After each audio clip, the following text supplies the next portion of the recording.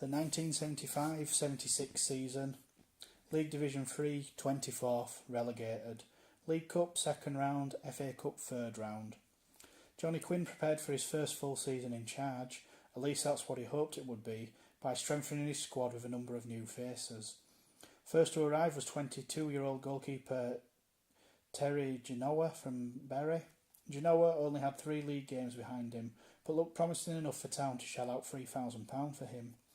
He was joined by young forward Derek Bell from Derby County and trialist Dave Harris, Oldham Athletic, who was later offered a contract. Following a transatlantic phone call, Town also received an assurance that former Tranmere midfielder Tommy Veach would be joining the club. Veach currently playing for Denver in the NASL, and he duly arrived in September. Fashion-wise, the club did away with the blue and tangerine strip that they'd worn the past 2 seasons and returned to the more traditional blue shirts and white shorts, and for a while the change looked to have rubbed off on the players' performances. Despite an opening day defeat by relegated Millwall, they would return to the 2nd Division at the first attempt. Town shrugged off the loss to win their next 3 matches. This carried them to 3rd in the table. These wins sparked an 8-game unbeaten run which kept the team tucked in behind the leaders. In the League Cup, Town had disposed of 4th Division Hartlepool United 5-3 on aggregate, before entertaining 1st Division strugglers Sheffield United. The Blades' 4-2 victory in a game held up for a while by spectacular flashes of lightning, and it was actually their first win of the season.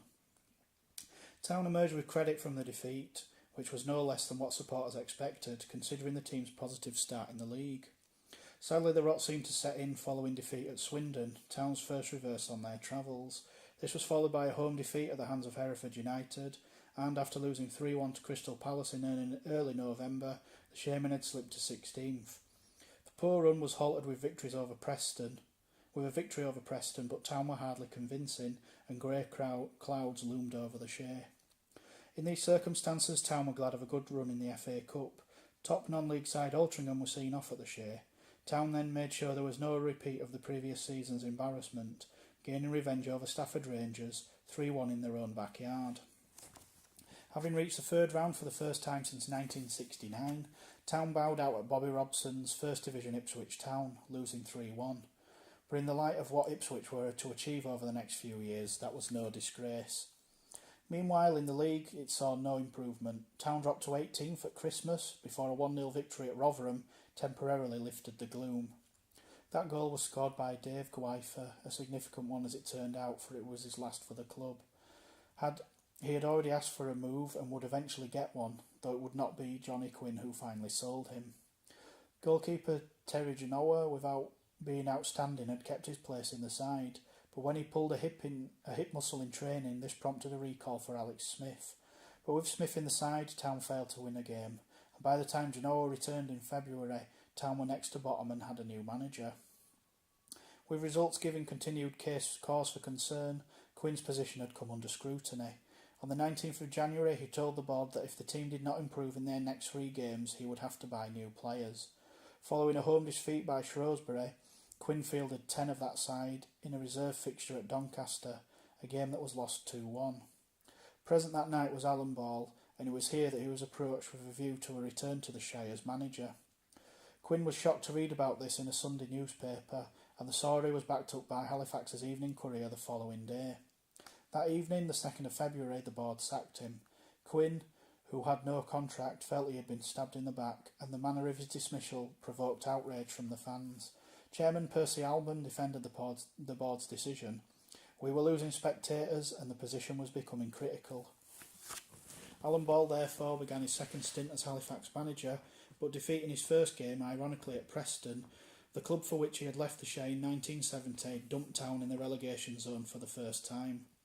The enormity of Ball's task was put into perspective when Town lost at home to bottom club Mansfield, who would eventually pull clear.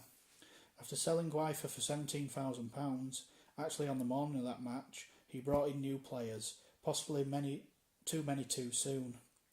Midfield hardman Jimmy McGill arrived from Hull City and forward Mickey Bullock from Orient, both for £5,000, whilst another experienced forward, George Jones, cost £2,000 from Oldham Athletic. Shortly afterwards, right-back Bobby Flavel arrived from Burnley for £6,000, while John Overton came on loan from Aston Villa. Ball kidded the supporters that Town could and would avoid relegation. Results suggested otherwise, apart from a magnificent performance at Hereford, who were the leaders at the time, where Town pulled off one of the shocks of the season, winning 2-1. But it was as if the players had put all their efforts into this one game. Town only managed to win 2 more games from their last 11, but such was the tightness of the situation at the bottom that relegation was not confirmed until the penultimate match, a home defeat by Aldershot. The last game was a rearranged fixture with Colchester, the original on the 10th of April, having been postponed because Town had 7 players down with flu. The delay only prolonged the agony. The fans stayed away in numbers, with a pathetic 856 watching the match. Failure to win it, Town managed a draw, meant they finished bottom. For several seasons relegation had looked on the cards, but in the end, after a 7-year gap, the man who had taken Halifax Town out of the 4th Division was deemed responsible for taking them back into it. If relegation wasn't bad enough, the season ended with an even sour note when long-serving keeper Alex Smith asked to be released following a row over his benefit match. The board originally offered assistance in arranging it, then seemed to change their minds and told Smith to sort everything out himself. Feeling aggrieved, Smith joined Preston North End, while namesake fullback Alex Smith, Ken Blair, Mark Harold, David Pugh, Tommy Vetch, Steve Downs and Dave Ford were also invited by Ball to find new clubs. Did you know fact for this chapter? John Pickering holds the club's record of 367 league appearances established between 1967 and 1974. He then signed for Barnsley.